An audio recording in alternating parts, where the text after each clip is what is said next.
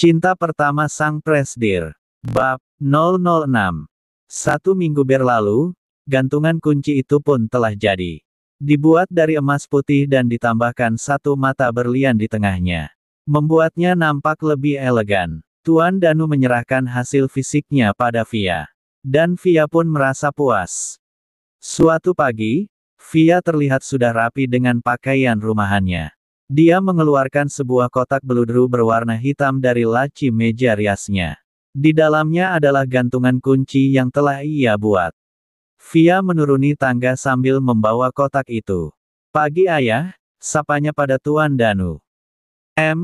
Pagi," balas Tuan Danu yang mencondongkan wajahnya ke samping korannya. Dia melihat Via membawa sesuatu. "Wah, apakah ayah ulang tahun hari ini? Kenapa repot-repot memberi ayah kado begini?" ucap ayah sambil menyelidik. Enak saja. Ulang tahun ayah sudah lewat kan? Dan ini bukan untuk ayah. Ini untuk seseorang," seru Via bersemangat. "Ah, ayah jadi sedih. Kau memberi orang lain hadiah, tapi untuk ayah tersayangmu ini tidak," rengek Tuan Danu sembari meletakkan korannya ke meja makan. "Oh ayahku tersayang. Kap, kap, kap. Besok akan aku berikan hadiah yang sangat banyak." "Oke," ucap Via manja pada ayahnya. Tuan Danu dan Via saling tertawa. Merasa lucu dengan tingkah masing-masing. "Tapi untuk siapa itu?" tanya Tuan Danu yang tawanya tiba-tiba berhenti. Jari telunjuknya diarahkan ke kotak yang Via bawa. Apakah ayah sangat penasaran?" tanya Via meledek. "Oke baiklah jika kau tak mau memberitahu ayah. Tapi jangan harap kotak itu sampai pada tujuannya," ancam Tuan Danu tak mau kalah. Baiklah. Kenapa ayahku jadi cerewet begini sih?" gerutu Via pelan tapi Tuan Danu mendengarnya dan berdeham, eherem. "Oke baiklah akan ku beritahu. Kotak ini akan aku berikan pada seseorang. Dan aku membutuhkan bantuan ayahku tersayang ini," ucap Via sambil bergelayut manja di lengan ayahnya. "Oke baiklah akan ku beritahu. Kotak ini akan aku berikan pada seseorang. Dan aku membutuhkan bantuan ayahku tersayang ini," ucap Via sambil bergelayut manja di lengan ayahnya. Via meninggalkan kotak beludru itu di hadapan ayahnya dan mendudukkan diri di kursi di samping ayahnya. "Tolong berikan itu pada Presdir Zidane, ya," pinya Via dengan wajah agak serius. Lantas Tuan Danu dibuatnya heran. Sejak kapan putrinya itu mengenal Zidane? Pasalnya dia tidak pernah mempertemukan mereka. Dan hadiah ini, bagaimana bisa putrinya sampai memiliki kesan pada Zidane? Tuan Danu berkutat dengan pikirannya sendiri. "Ayah," panggil Via. "Ayah," panggilnya lagi. "Ayah." Via meninggikan suara karena tak mendapat respon dari ayahnya. "Hei, nak, ayahmu ini belum tuli," ucap Tuan Danu sambil menggoyang-goyangkan telinganya. "Bagaimana kau bisa mengenalnya, Via? Bahkan ayah belum pernah mengenalkannya padamu," lanjutnya. "Hanya tahu saja ayah. Katakan saja padanya kalau itu dari fans beratnya," ucap Via terkekeh. "Ya sudah, kenapa tidak kau saja yang memberikannya langsung?" Ayah sukses membuat pipi Via merona. Via memalingkan wajahnya. "Tentu saja karena aku menyukainya, ayah. Jadi aku malu. Masa ayah tidak peka, sih? Oh Tuhan, tolong bantu agar ayah mengerti," gerutu Via pelan. "Hei bicara apa kau? Ayah masih bisa mendengarnya," tegur Tuan Danu sambil tersenyum usil. Via terbelalak kaget, dia merutuki mulutnya sendiri. Tuan Danu makin tertawa dibuatnya. "Hei, suka apa? Malu apa? Jadi putriku juga bisa seperti anak gadis lainnya," Tuan Danu menggoda Via. Via membulatkan mata ke arahnya, tanda protes kalau sedang digoda. Tuan Danu makin tertawa. "Putriku, lebih baik kau memberikannya langsung. Jadi kau bisa bertemu dengannya, kurasa itu akan lebih baik." Kali ini mimik mukanya serius. Tuan Danu menghentikan tawanya. "Kalau aku mau, aku sudah melakukannya sendiri ayah. Aku malu. Lagi pula aku hanya mengaguminya saja.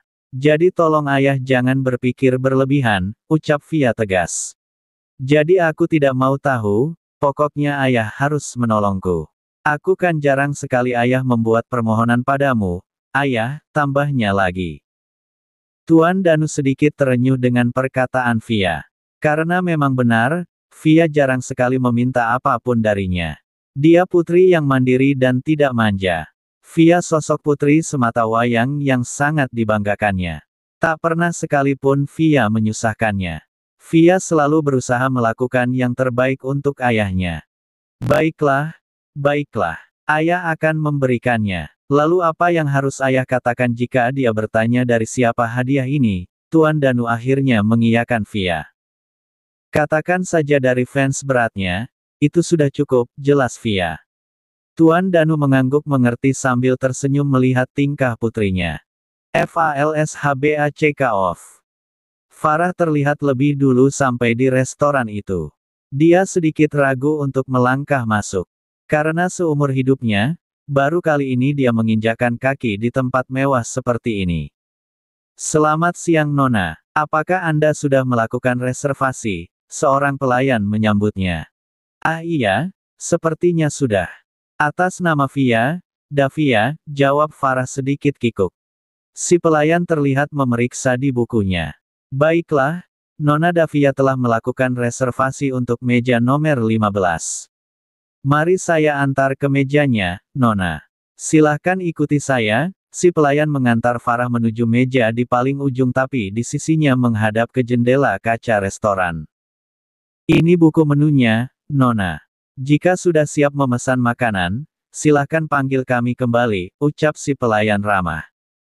Terima kasih, ucap Farah dan mendudukkan diri. Si pelayan pun pergi meninggalkan Via sendiri. Kenapa dia lama sekali ya? Atau aku yang terlalu cepat? Tidak tahukah dia kalau aku sangat gugup tadi? Seumur hidup baru kali ini aku datang ke tempat seperti ini. Mana ku tahu bagaimana caranya masuk hingga duduk sekarang. Untungnya aku cukup pintar membaca situasi, hehe, gerutunya sambil tersenyum sendiri. Farah sedang asik melihat-lihat menu yang harganya bernilai fantastis. Dia menelan ludah sendiri membayangkan bagaimana jika harus dirinya yang membayar nanti. Uang adalah hal mewah baginya, jadi dia akan sangat menghargainya. Lebih baik makan di pinggir jalan tapi enak, daripada harus menghambur-hamburkannya. Begitulah isi pikiran wanita sederhana ini. Di tengah kegiatannya membalik-balikkan buku menu, satu tangan menepuk pundaknya keras, plak. Dia terbelalak kaget, tubuhnya memaku. Dia menoleh untuk melihat ke arah pemilik tangan yang menepuknya tadi. Dasar kau ini. Kupikir siapa, ucap Farah mengendorkan tubuhnya. Memangnya kau pikir siapa? Penculik, mana ada yang mau menculik wanita rakus yang makannya banyak sepertimu ini? Ucap Via sambil tertawa. Kemudian dia mendudukkan dirinya di hadapan Farah. Tentu saja mereka tidak akan rugi. Meskipun aku makan banyak, tapi aku masih cantik, mungkin hargaku masih mahal, ucap Farah santai sambil tertawa. Memangnya berapa hargamu? Tanya Via meladeni guruan Farah. Tentukan saja sendiri, Nona. Mungkin 1 miliar cukup, jawab Farah terkekeh. Wah, jadi kau hanya seharga itu, Via terkekeh kembali. Memangnya berapa harga yang pantas untukku, Nona? Tanya Farah yang terkekeh. Kau itu tak ternilai harganya. Kau sangat penting bagiku, Nona, ucap Via yang kali ini mimik wajahnya berubah serius. Wah, lihatlah. Nona kami pintar merayu rupanya. Kau itu sangat romantis Nona. Sebentar lagi mungkin aku akan jatuh cinta padamu, ucap Farah masih terkekeh. Oh, ayolah Farah. Jangan bercanda terus. Aku serius. Kau sangat berharga bagiku, Farah. Hanya kau teman yang kupunya saat ini. Jadi baik, dan bersahabatlah denganku. Kau sudah kuanggap seperti keluargaku, Farah, ucapan Via spontan membuat wanita di seberangnya memaku. Cairan bening terlihat menggenang di matanya. Via?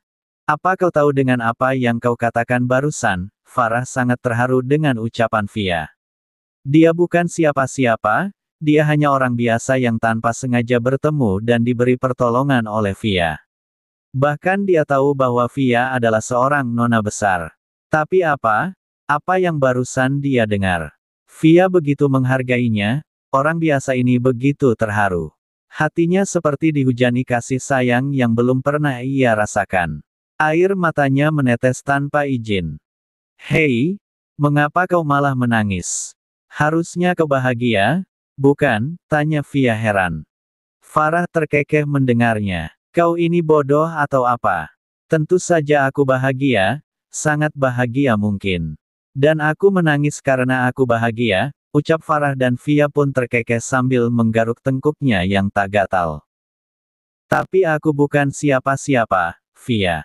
Sedangkan kau adalah seorang nona besar. Siapapun pasti akan dengan senang hati menjadi temanmu, ucap Farah merasa rendah diri. Dia menundukkan kepalanya. Fia menaikkan dagu Farah dan tersenyum. Mereka akan dengan senang hati berteman denganku, tapi dengan tujuan mereka masing-masing, Farah. Berbeda dengan dirimu, aku sudah bertemu banyak orang, dan hanya kau yang tulus berteman denganku, ucapan Fia menghangatkan hati Farah. Mereka saling melempar senyum. Baiklah, kau pilih menunya. Aku akan ke toilet dulu, ucapnya lagi. Tapi aku tidak tahu apa saja yang harus kupesan, ucap Farah terlihat bingung sambil membolak-balikkan buku menu. Terserah kau saja, semua menu di sini enak. Sudah ya, aku tidak tahan lagi, ucap Fia sambil berlalu pergi. Dia sudah tidak kuat menahan hajat yang sudah berada di pintu keluar. Dia berlari kecil meninggalkan Farah yang hanya menggelengkan kepalanya. Di toilet, Fia terlihat sudah selesai menuanikan urusannya. Dia akan mencuci tangannya di wastafel. Dia mengambil beberapa tetes sabun dan menggosoknya di tangan sehingga menimbulkan sedikit busa. Kemudian Fia menepuk-nepuk kerannya, keran dengan sensor otomatis keluar air saat ada tangan di dekatnya. Beberapa kali menepuk tapi masih tidak keluar juga. Sungut Fia mulai keluar. Fia menepuknya sedikit keras di bagian atas keran. Sialnya air keluar begitu derasnya hingga mengenai pakaian Fia. Fia menepuk-nepuk kerannya lagi agar berhenti mengeluarkan air, kerannya pun menurut dan berhenti bekerja. Cih, sial, harusnya diberi peringatan, keran sedang dalam masa perbaikan. Kan jadi basah begini pakaianku, dia berdecak kesal. Fia berjalan keluar dari toilet sambil mengeringkan pakaiannya dengan beberapa gulung tisu. Dia terus menggerutu kesal tanpa melihat ke arah jalan. Hingga tiba-tiba dia menabrak seseorang dari belakang. Tubuh yang ditabrak begitu kekar, hingga Fia jatuh tersungkur ke lantai. Yang ditabrak pun membalikkan badannya. Fia terkejut, matanya membulat hampir keluar. Fia berjalan keluar dari toilet sambil mengeringkan pakaiannya dengan beberapa gulung tisu. Dia terus menggerutu kesal tanpa melihat ke arah jalan. Hingga tiba-tiba dia menabrak seseorang dari belakang. Tubuh yang ditabrak begitu kekar, hingga Fia jatuh tersungkur ke lantai. Yang ditabrak pun membalikkan badannya. Fia terkejut, matanya membulat hampir keluar. Dan ternyata orang yang ditabrak adalah Zidane. Saat itu Zidane akan mengadakan meeting dengan kliennya ditemani oleh Han. Dan ada manajer restoran itu di sebelah Zidane. Zidane menatap Fia tajam. Tanpa sadar tangannya mengulur ke bawah. Menawarkan bantuan pada Fia yang masih terduduk di lantai. Fia menyambutnya dan bangkit. Wah, pemandangan apa ini? Sejak kapan Tuan bisa begitu berinisiatif begini? Gumam Han dalam hati. Zidane masih menatap Fia dengan ekspresi yang tak bisa dibaca. Fia menyadari tatapan Zidane. Maaf Tuan saya tidak sengaja, ucapnya sedikit gugup. Astaga, bagaimana ini? Bagaimana kalau dia sampai mengenaliku? Haruskah aku senang, bahagia, sedih atau takut? Tapi kenapa dia terus menatapku? Apa? Apa yang salah denganku? Apa sebegitu marahnya dia karena aku tabrak tadi?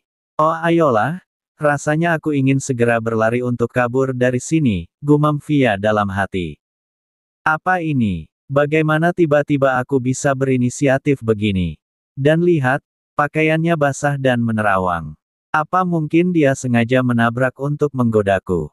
Tapi dilihat dari penampilan dan ekspresinya, sepertinya dia wanita seperti itu. Zidane dan Via tenggelam dalam pikirannya masing-masing. Suasana masih hening, tak ada yang berani mengeluarkan suara terlebih dulu. Hingga pandangan Via jatuh pada nametak seseorang di sebelah Zidane yang bertuliskan manajer. Ah, Anda manajer di sini bukan? Tolong perbaiki keran pada wastafel toilet wanita yang di sana, ucap Via memecah keheningan merajuk pada si manajer. Tangannya menunjuk-nunjuk ke arah toilet yang tadi ia singgahi. Baik, Nona, nanti akan kami perbaiki. Maaf atas ketidaknyamanan ini, Nona, jawab si manajer kikuk. Kenapa malah ada masalah di saat-saat penting begini? Presdir Zidane pasti akan mencabut investasinya pada restoran ini, gerutu si manajer dalam hati. Zidane masih menatap Via. Arah pandangannya mengarah pada pakaian Via yang basah dan menerawang. Dia mulai tak nyaman dan memalingkan wajahnya. Han yang menyadari gelagat tuannya pun mengerti. Eherem, Han berdehem untuk menetralisir suasana di sana. Zidane lantas memecah lamunannya. Dia membuka jas yang dia pakai dan melemparnya asal ke arah Via. Jas itu jatuh tepat di wajah Via. Via berdecak kesal dibuatnya. Cek. Pakai itu. Pakaianmu basah dan menerawang begitu, apa kau sengaja menggodaku? Perintah Zidane sambil membalikkan badan. Ah, sejak kapan Tuan jadi banyak bicara pada wanita seperti sekarang ini, gumam Han memperhatikan bosnya sambil tersenyum. Via melihat ke arah pakaiannya yang basah. Wajahnya merah menahan malu. Pasalnya, ada benda kasat mata yang harusnya tak terlihat di sana. Saat itu Via mengenakan atasan Sabrina berwarna putih dan bawahan rok jeans selutut. Dia lupa memakai tank topnya. Jadi saat pakaiannya basah, tentu saja sebuah kacamata indah berwarna merah menerawang di baliknya. Oh, ya ampun, Via buru-buru memakai jas milik Zidane untuk menutupinya. Tapi bagaimana saya bisa mengembalikan jasmu Tuan? Tanyanya kemudian. Zidane menoleh ke arah Via. Buang saja jika sudah selesai kau gunakan. Kemudian dia berjalan menjauh dari Via. Sebelum melangkah Han dan si manajer membungkuk hormat pada Via dan bergerak menyusul Zidane. Perbaiki kerannya, perintah Zidane pada si manajer tanpa menghentikan langkahnya.